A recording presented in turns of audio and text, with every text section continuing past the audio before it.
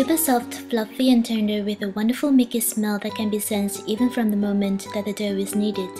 These are the compliments that I normally heard from my blog readers about this Hokkaido bread. It has been almost 2 years since the day I shared the recipe for this bread on Savoury Days, and it's still among the most beloved recipes on my blog. So I decided to make this video to help you better with making a wonderful Hokkaido bread right at the first time you try to bake it. Add into the bowl the flour, milk powder, sugar and salt. Then with a wire whisk, mix all of these ingredients. Next, add in the instant yeast and mix well again.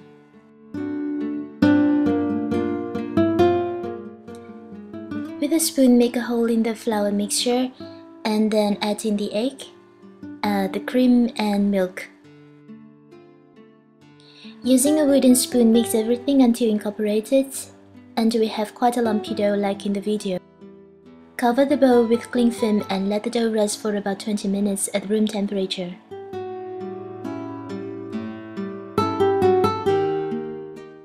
Lightly dust the counter with some flour and restart kneading the dough. You can have your dough kneaded by a mixer or a bread maker. However, I prefer to knead it by hands because I think it does help to improve my bread making skills quite a lot. And as you can see in the video, it's not very difficult to knead bread dough. All we need to do is to push the dough away from us with the palms of our hands, then fold it back, and push it again, then fold it back. This kneading technique helps to develop and strengthen the gluten in the dough, so we want to repeat it again and again until we get a smooth and elastic dough. At the first 3 to 4 minutes, the dough can be very wet and sticky, which may make the kneading uncomfortable. You may want to use some extra flour to coat your hands and the dough, but try not to use too much flour.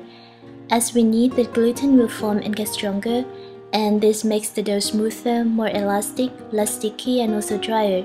So if we use too much flour in the beginning, we may have a dry dough at the end of the kneading stage. Another important thing to notice is that the amount of milk used in the recipe may vary depending on the flour, the room humidity, and how you knead your dough. However, more milk or liquid in general is always better for bread dough as it gives the bread softer and fluffier texture. The dough with high hydration level is also easier to be handled. So if you feel that your dough is too stiff and hard to be kneaded, feel free to add some more milk. In addition to the pushing and folding technique, you may want to slam the dough onto the counter like I do in the video. This also helps strengthen the gluten, and I actually feel that it's quite effective, particularly at the end of the kneading stage.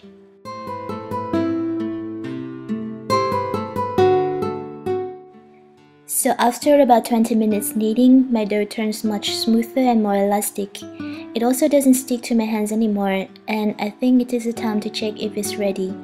I use the window pane test.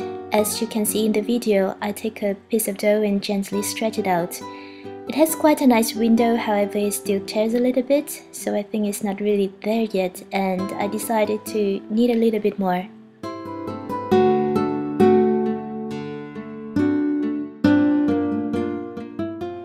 And after another 5 minutes kneading, I tried the window pane test again.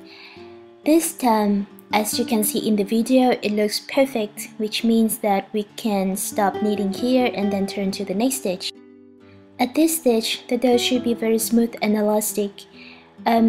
It's also quite tacky but not sticky, so when we touch it with our fingers, we may feel a little bit sticky, but when we lift our fingers up, it shouldn't stick to our fingers.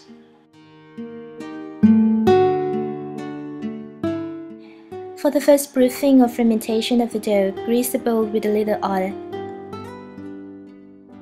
Then we put the dough into the bowl and flip it over so that it can be covered with a thin layer of oil. Cover the bowl with cling film or a damp towel and let it rise at room temperature until it's doubled in size.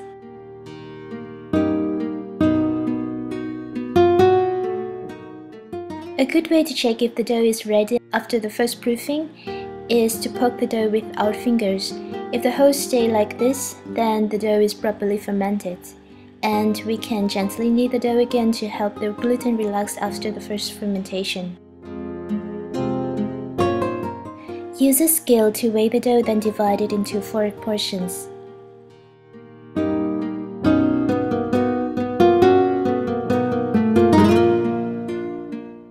Gently tuck under each piece of dough and shape it into a ball. This gives the dough a smooth surface. We do it for all 4 pieces of dough. Cover all of the dough with cling film and let them rest at room temperature for about 5 minutes. Meanwhile, we can prepare the pan. If your pan is not a non-stick pan like mine, you can use a piece of butter to grease it like I do in the video.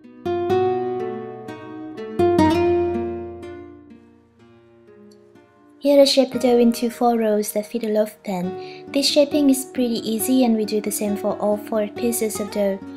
In brief, we flatten the dough, then roll it up, and flatten it again and turn it a quarter before roll it up into the final shape.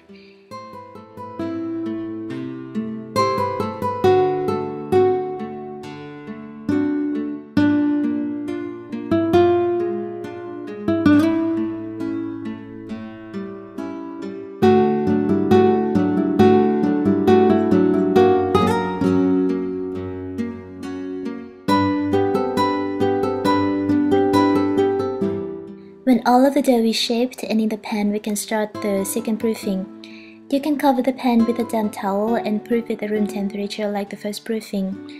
Or if at your place the room temperature is quite cold as mine here, we can proof in the oven. What I did is preheating my oven at 50 degrees Celsius for about 3 minutes. Then I turn it off and put the pan inside with a cup of boiled water. I also spray a little bit of water into the oven before I close the door. This helps to create a warm and humid place for the bread to rise. The ideal temperature for proofing is between 32 and 38 degrees Celsius, and it shouldn't be any hotter than this, or else the yeast will be weakened or killed. Preheat the oven to 170 degrees Celsius.